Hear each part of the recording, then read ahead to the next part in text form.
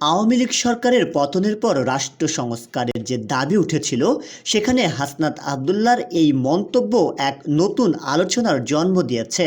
বর্তমান প্রশাসনের কর্মকাণ্ড এবং আমলাতান্ত্রিক জটিলতাকে ইঙ্গিত করেই কি তিনি এই তীক্ষ্ণ কটাক্ষ ছুড়ে দিলেন?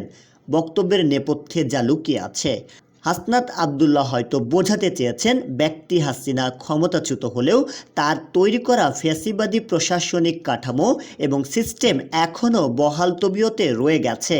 জুলাই বিপ্লবের রক্তের ওপর দাঁড়িয়ে যে পরিবর্তন আসার কথা ছিল, আমলাতন্ত্র ও পুলিশের কার্যপদ্ধতি কি এখনও সেই পুরনো আমলেই আটকে আছে?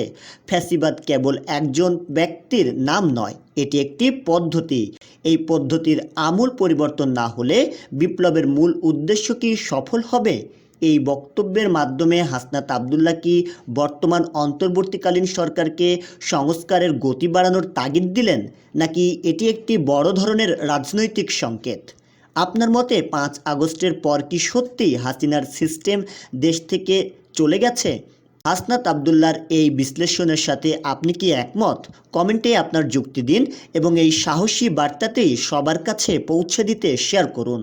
শাহরিয়ার হিমেল, ডেস্ক রিপোর্ট, নবরূপ টিভি।